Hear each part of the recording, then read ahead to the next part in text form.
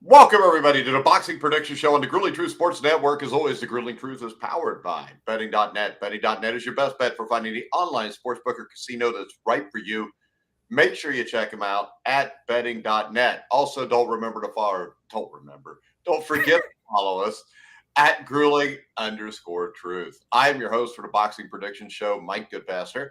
Right now, I'd like to welcome in boxing author, editor for Max Boxing, John Raspanti. How you doing, John?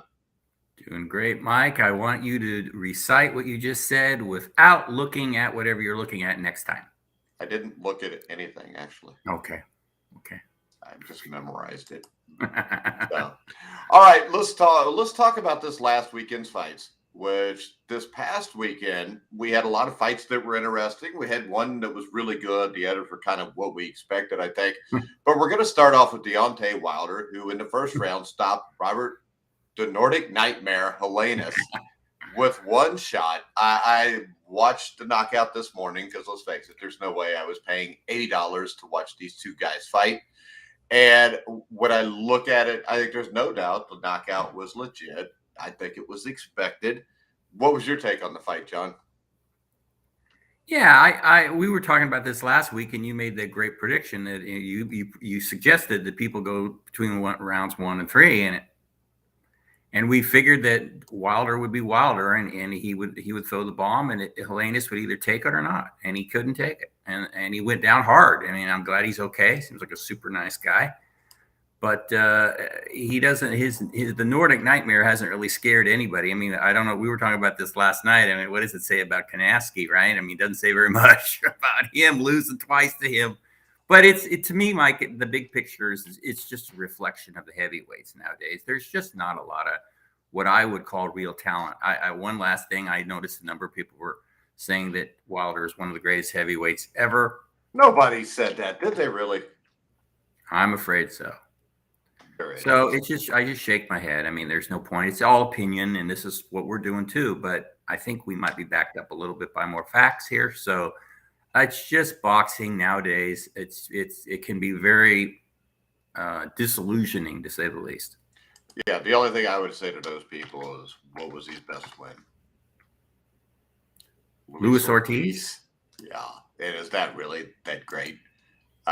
He'd lost 3 straight fights, no matter what you think. He lost the first fight to Tyson Fury. I hope to God we never see a 4th fight between the two because it's just going to be the same ending with him knocked out. And that's not to be mean. It's just there are levels to everything. And when there's levels to everything, Deontay Wilder is not on the level of a Tyson Fury. But is he on the level of an Anthony Joshua? And is that a fight you would like to see? I would. I wouldn't. We would discuss it before, but it would just be a fun fight. That's how I would look at it. I was just like, who's going to hit who first, and who's going to bother who first. I think Joshua is a better athlete. I think he can be very robotic, as we know, but I think he'll try to do more. He'll jab more. He'll try to look more like a boxer than Deontay, who just does what he does and then throws the right hand and jabs a little better now. I'll give him that. I think that's with Malik Scott. But yeah, no, I would think I read somewhere that they're open to negotiations. I think that would be huge. Go over the pond or go over there, go to the UK, Deontay, and fight Anthony Joshua. Would sell out in 2 minutes at the most. Yeah, and he'll get paid, which is the important thing when you're almost 40 years old as a heavyweight. Yeah, if heavyweights can last longer, but he's the last few fights, as you said. I mean, the last one especially was brutal, and we gave Deontay his props for being very courageous and even getting up the last time he got knocked down, even though he was half out. So he's got heart. We know that, and there's the flip side of it, Mike, is that you can always say he has achieved a lot based on the fact that he really only has one punch, and he packs a lot of power. But then the other side, so there's always other sides, is that the heavyweight division is so weak. So it's good and it's impressive that he knocks guys out because it's not the easiest thing to do for everybody. But then there's that level of skill that you ask about. But he's exciting. People love him. A lot of people love him. A lot of people hate him. So he's very polarizing. So whatever happens, he's going to get numbers.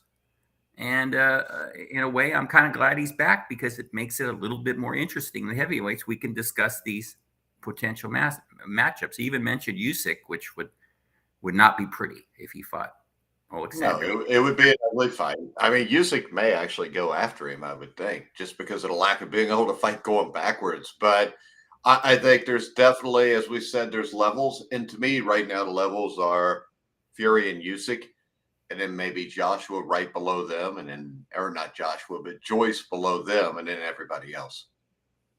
Yeah, and surprisingly, maybe not surprisingly, because he really wasn't moving. He moved back into the ropes. Speaking of Wilder, but Helenius was so open, and the right hand jarred him more than anything else. As you saw, it definitely was legit. You can't go down. I read that a lot of people thought it was a fix. I should say a lot.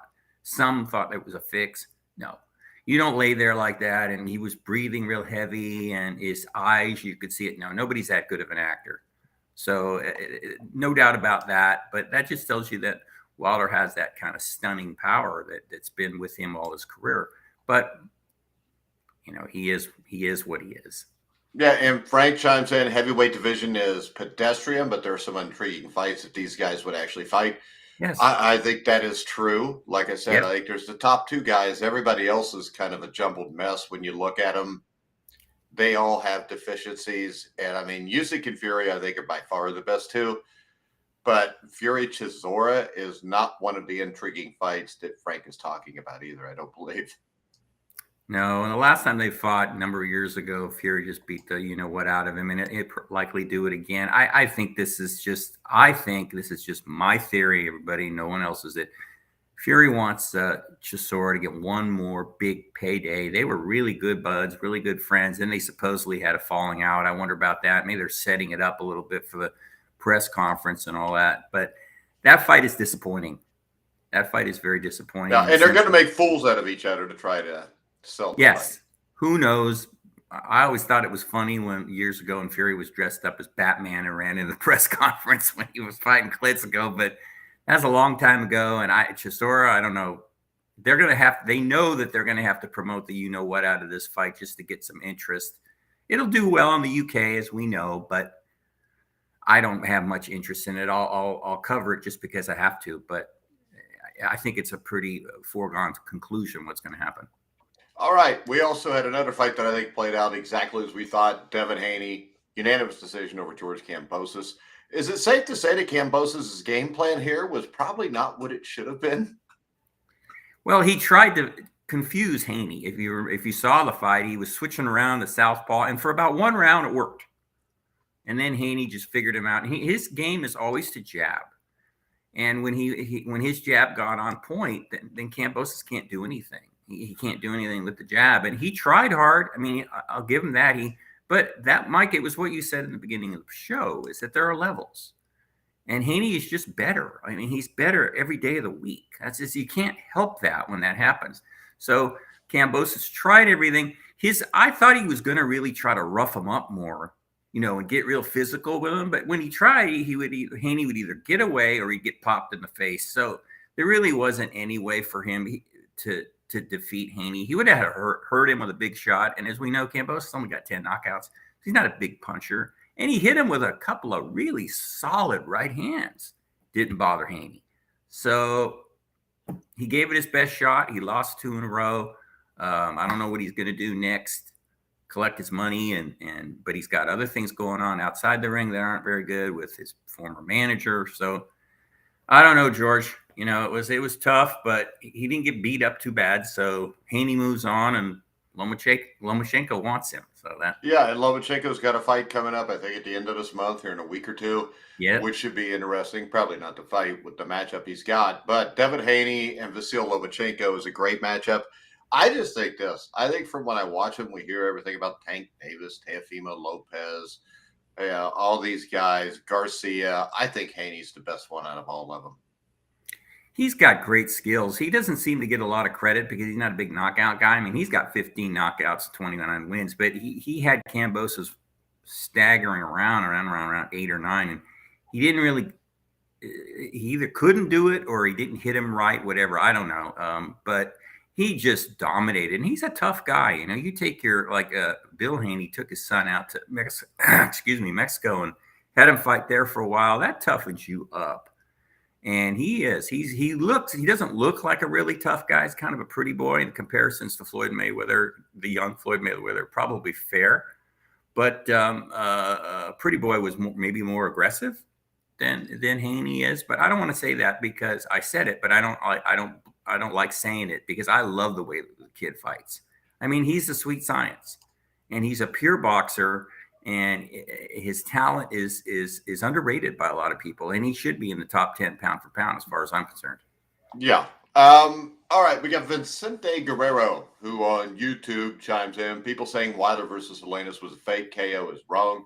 Both guys are heavy punchers who were trying for technical boxing most of the round. Would have been good going longer, but not a dive. I agree, it was not a dive. No. And technical boxing, I don't know what either one are capable with that.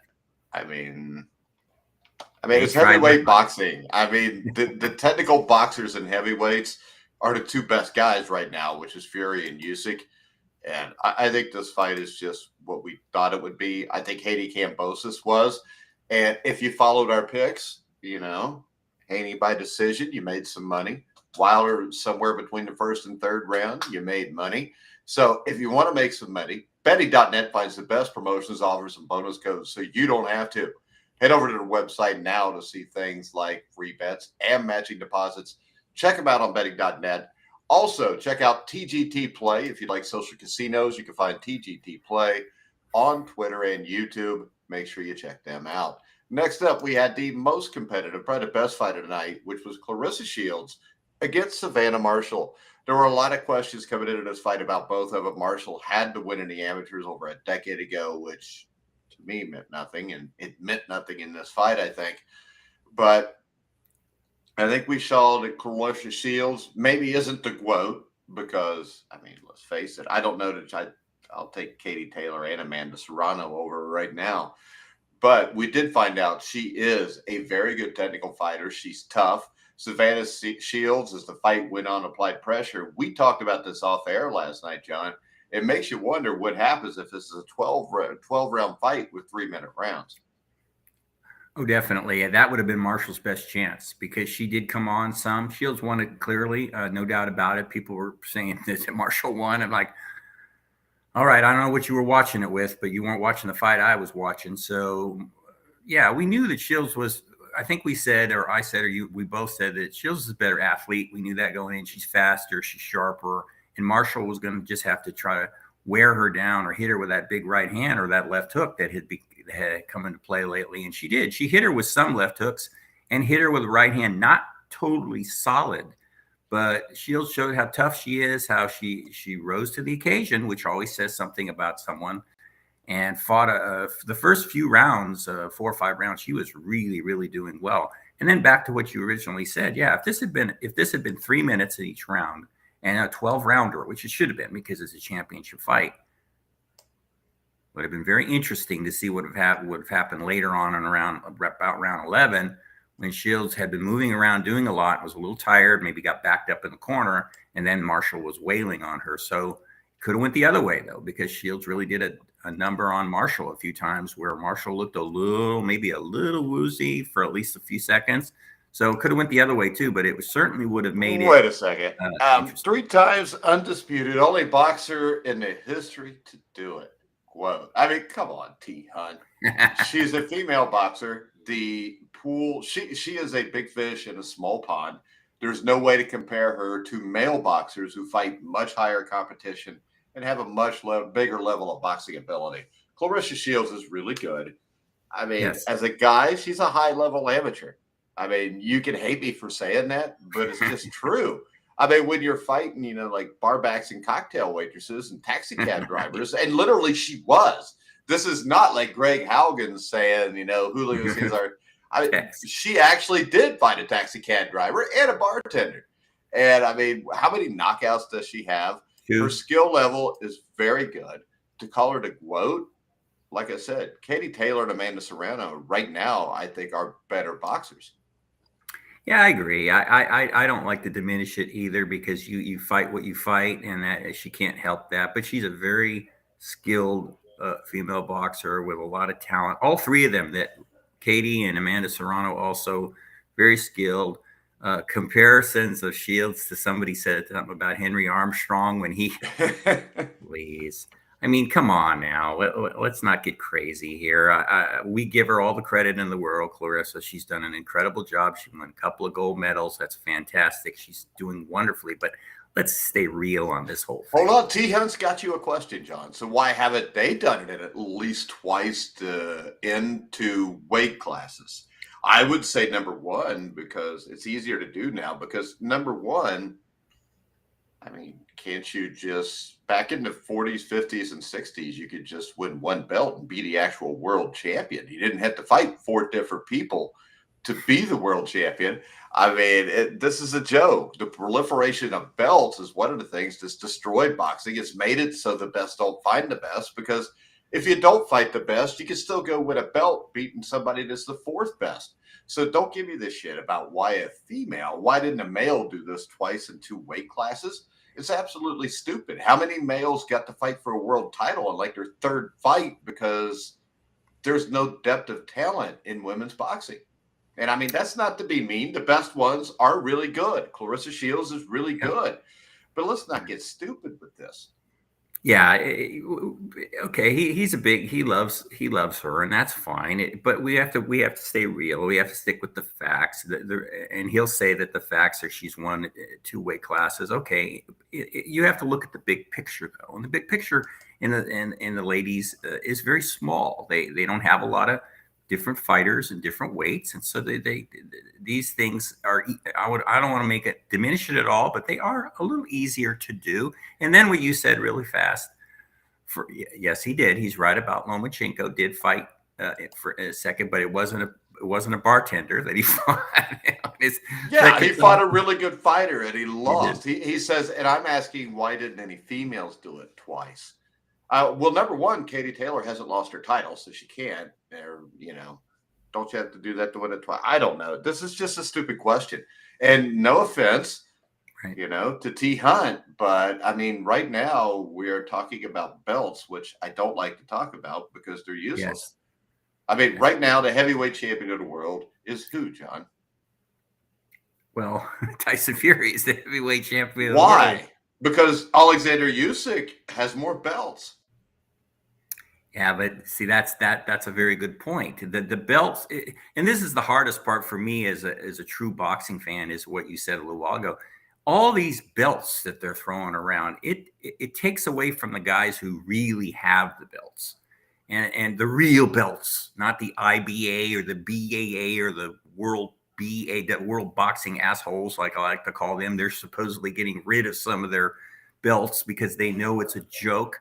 So it's a frustrating thing for anybody who loves boxing like we do, that they throw these belts around. Even the WBC, when they have big fights, they give a special belt. I mean, why? I was lucky enough to see somebody win a world title that it really meant a lot to that person. And it wasn't like, yeah, big deal, win a world title. He'd been dreaming about it since he was 8. Yeah, what was the belt they made up for this one? For which fight? For the Clarissa Shields fight. Yeah. Didn't they make up a belt? The WBC would have. I don't know if they did. There's somebody did. I forget what they called it now. Like the period belt or something. I don't know. I just ignored it. I mean, it's all absolutely insane. And T. Hunt, he agrees with it being too many belts. But I mean, the Queen Elizabeth belt, was it the Queen Elizabeth belt? It wouldn't surprise me. That's very funny. I'm not a big fan of Queen Elizabeth either. So Queen Elizabeth tribute belt. I mean, so I have no doubt Clarissa Shields is a highly skilled boxer. She's the best in her weight division, and that's awesome. But she shouldn't have to beat Savannah Marshall to show that, if you know what I mean. So, I mean, it was already going into the fight. Clarissa had all the belts but one. Clarissa had a better pro career up till now. So to me, she was already the undisputed champion. Savannah Marshall took her one belt in to try to be the undisputed champion, and she lost. So, like I said, we can't compare. It's kind of like the people to say, well, Deontay Wilder should be in the Hall of Fame because he defended his title 10 times. He was never the actual heavyweight champion in the world, ever. I have doubts right now that Tyson Fury is the legit heavyweight champion. There's Because that. he beat Klitschko, but then he retired, which means you're not the lineal champion anymore. It's true. And Deontay Wilder did nothing to be the lineal champion. Anthony Joshua did nothing to be the lineal champion. So to me, there's not a heavyweight champion until the top two guys fight, and the top two guys are Usyk and Fury. I mean, technically, you can certainly look at it that way, and that's why the whole discussion about the belts is so frustrating. And I see T. Hunt said they've been using the win in the Olympics 10 years ago to build it. Well, yeah, he's right. I mean, winning a gold medal in the Olympics used to be really huge. It's not as much anymore. Katie Taylor won one, Clarissa won two. I remember, of course, Andre Ward won, but it's not what it once was. But they've ruined it with all the belts. And then nobody seems to care except you and me and our old friend Jeremiah, and maybe John, because the belts, they don't mean anything to a lot of people. I think they mean something to the fighters, but the promoters and the managers, all they want to do is manipulate it, build it like Adrian Broner. We've discussed how many whatever division, how many belts he supposedly got.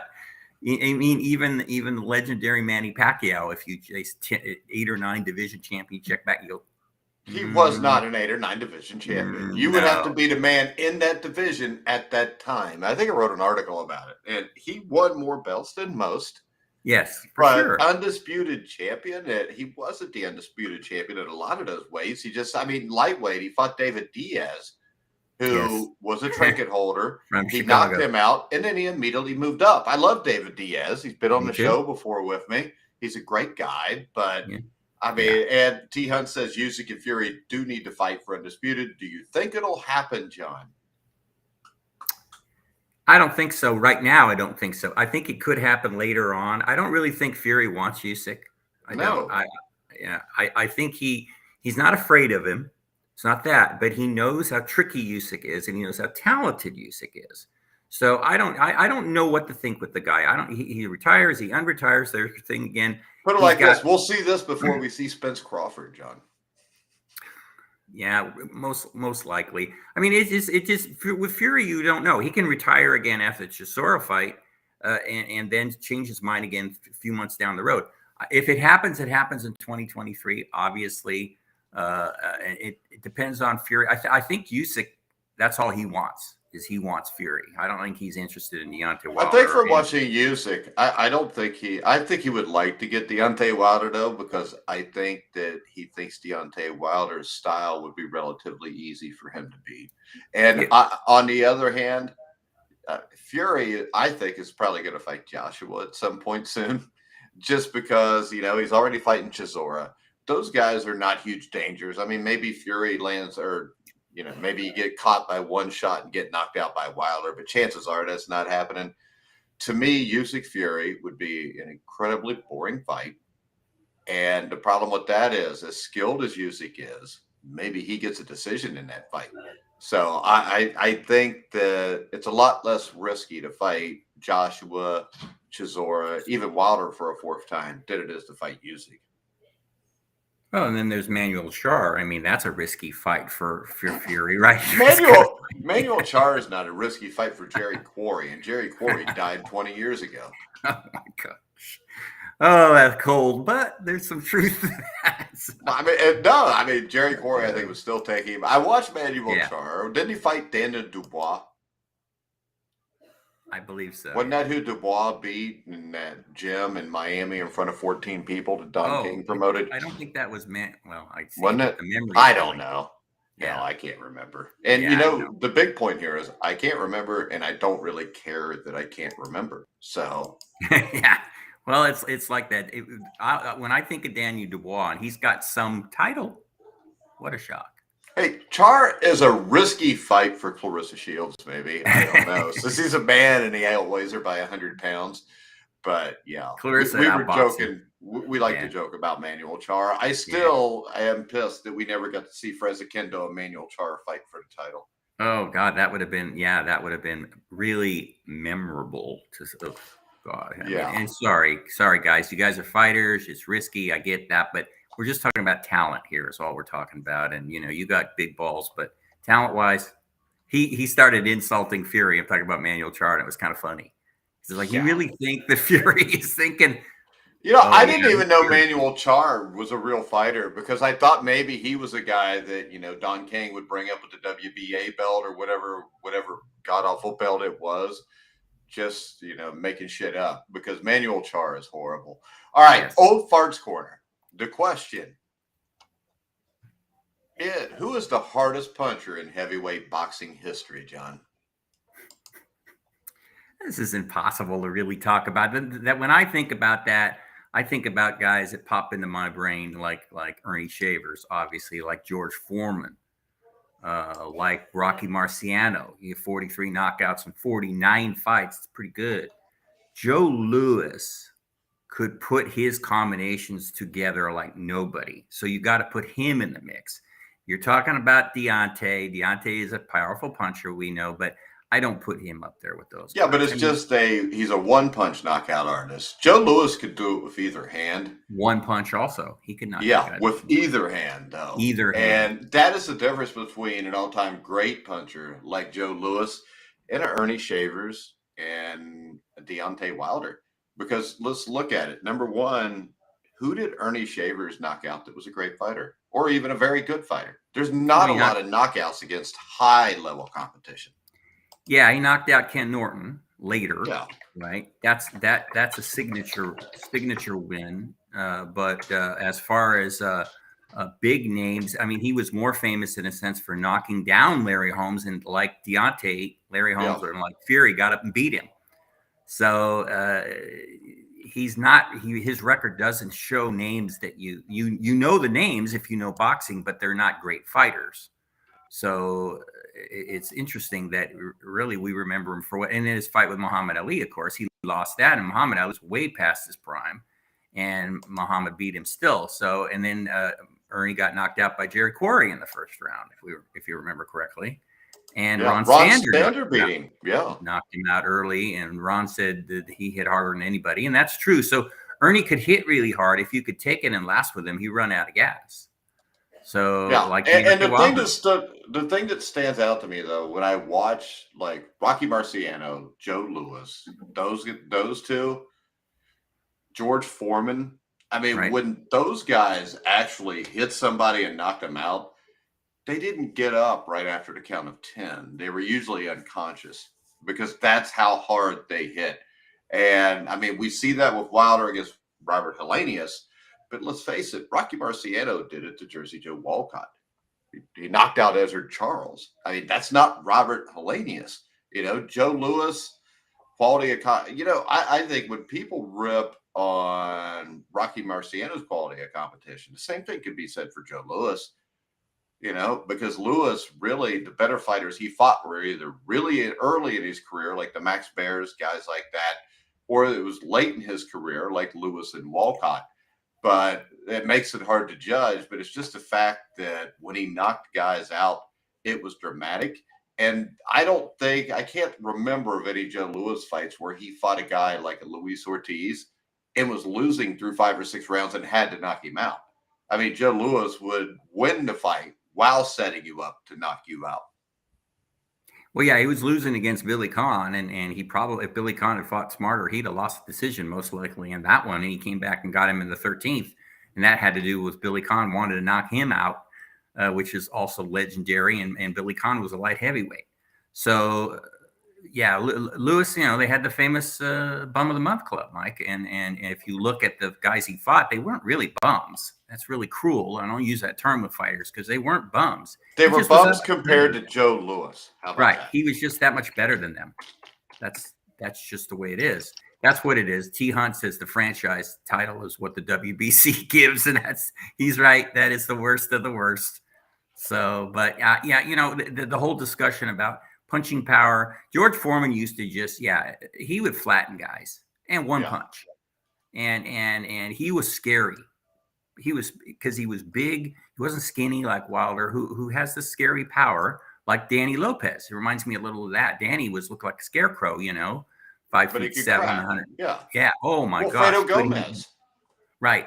Right. You sometimes guys just have it, and then you see some other guys and they can't break an egg with a punch. So I don't put Deontay up there like some do, but the hardest There you puncher. go. It was Brian. I forgot about Brian. Trevor Bryant. Oh, Go that's ahead. right. That's it. The WBC regular. It Thank is you, the WBC regular belt. Thank you, Vincente. You were right on the money. That is the one. But yeah, if you were to pin me down, obviously George Foreman is one of the hardest. And then if you're going by one punch knockout artists, it's George Foreman, Shavers, but I don't like I like the flexibility of a guy like Lewis who knock you out with a left hook or right hand. So you got to qualify and okay, one punch like that, and then the guys Lewis either knock you out with either hand, and then his combinations were just incredible when he got going. All right, so we've agreed it's Joe Louis. Yes, I would say Joe Louis. Yeah, I would say Joe Louis too. And Ernie Shavers was a great puncher. But once again, the same thing with him and Wilder. The best fighters they fought when they hit them, got back up and whipped their ass.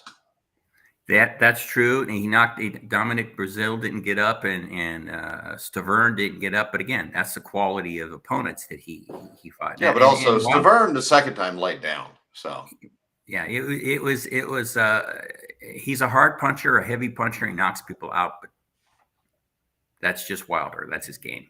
It is what it is. All right, yes. John.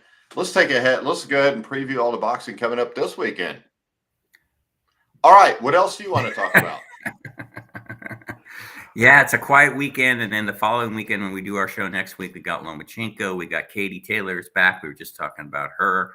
So Lomachenko's been gone a while. I'm going to be sending you an article to post on the Awesome Grueling Truth about Lomachenko's return, and that ought to be fun. Looking forward to that one on the 29th of October. But, it's been a pretty busy last couple of months, and that's good for boxing. And in the last weekend, don't forget Jake Paul's fighting Anderson Silva. I have no interest in that. And the one we didn't talk about is Caleb Plant knocking out what do you think of the Gravedigger thing after he knocked him out? That was a little classless, but a little classless. I think it may be more than a little classless. I've never seen that before. That's worse than Teofimo, when he would parade around a prone body like that with a guy is out. I think obviously now, you talk about fake fabricated dislike or whatever to build up the gate.